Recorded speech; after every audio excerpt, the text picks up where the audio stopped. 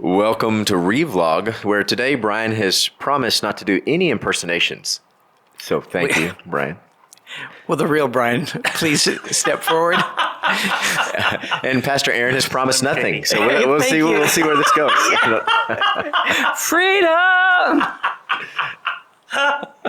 So today, a single verse is John 10:10. But as Pastor Aaron stated in our preview meeting, you need a lot more context to this. You read before, you read after. We've got this singular verse of a thief that is destructive, and then of the Christ who is life-giving. But there's a lot of context we have to get to in this. So, Aaron, you kick us off. Yeah. What's your initial reaction to this verse and its context? Well, abundant life. That's where we're headed. And so, let's define abundant life. What does it mean to when God says when Jesus says he promises us that. That is a beautiful picture, right? But we have to take kind of a 21st century sensibility out of that, and it doesn't necessarily mean you get whatever you want. That things will always work out for you, because if you back up a verse, it talks about the narrow gate and how few go through it, and so that likely means shedding of those preconceived ideas of prosperity, preconceived ideas of what it means to succeed. And so to live fully is to understand life as only Christ can give. Yeah. And so therefore, it really needs the mind of Christ to live fully. Yeah, amen. Yeah, when we come to that word abundant, it's like the word love. The Bible defines abundance very differently than the world does. Right. The world, when you think of abundance, you think of 5 Ferraris, right? That's my abundant life. That's not the way the Bible describes that word, right? I mean, and look at the next verse. He's willing to give his life for his flock, for his sheep. So the life that he gives, he freely lays down. And so let's take that abundance and, how are we serving others? How are we loving others that have been given to us? I mean, it's about blessing and abundance, giving to the world. Yeah, absolutely. That scripturally redefines the word abundance and redefines the word life, right? And what life looks like. Bryan, what's your assessment of this verse? I see your 5 Ferraris and I raise you 5 Lamborghinis. But Jesus is tapping here into some age-old questions that have vexed people since the dawn of humanity, and those questions are along the lines of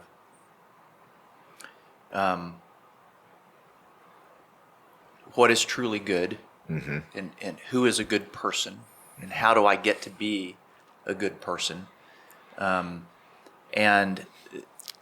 these kinds of existential questions. And the Greeks wrestled with these questions: what is good, and how may I become, and wrestled quite brilliantly, I might add. And of course these were proto-Christian thinkers, and if you ask people like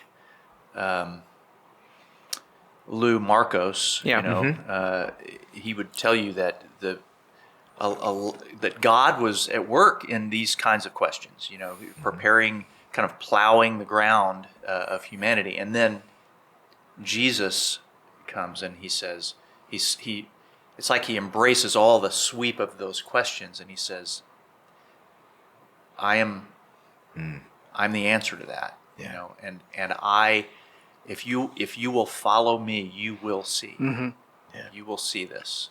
And it is so beautiful because he is not presuming anything here. He's not saying, here's something you don't know you need. He's saying, here is something that has really been on your mind forever and ever. And I'm here to engage that very question.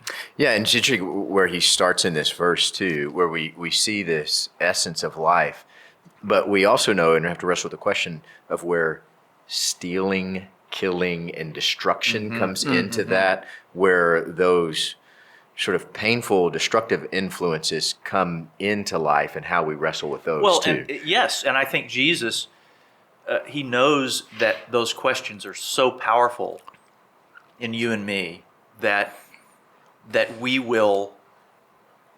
are primed to turn to any means necessary to answer those questions, and we get panicked and we begin to give in to the devil who exploits. The devil will exploit that burning question in us. Right. How do I become a good person? Who is it's a good a great person? point. What is the good life?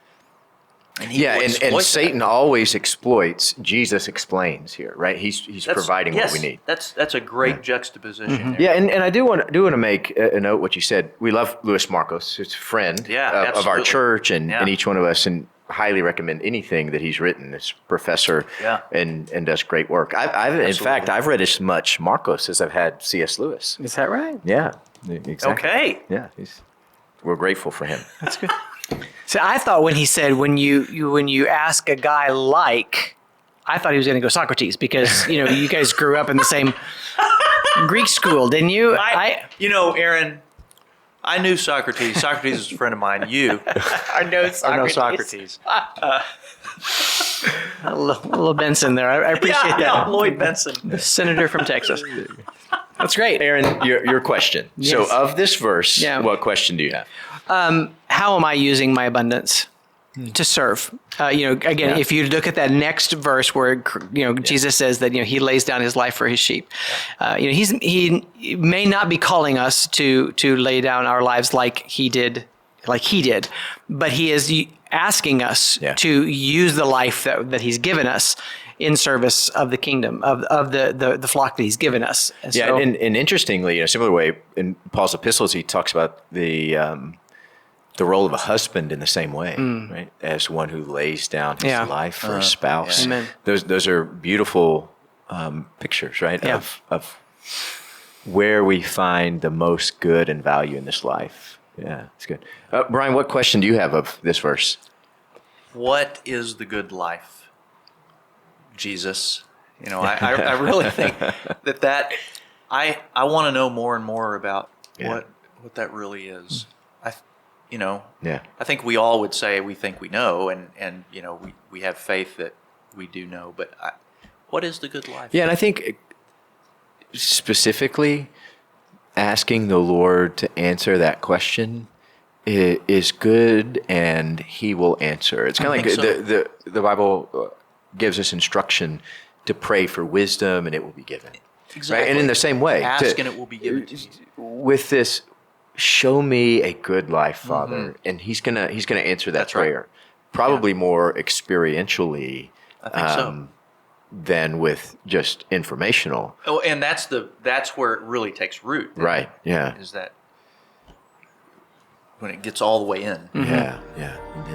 And we'd love to hear your thoughts on John 10:10. If you'd comment below.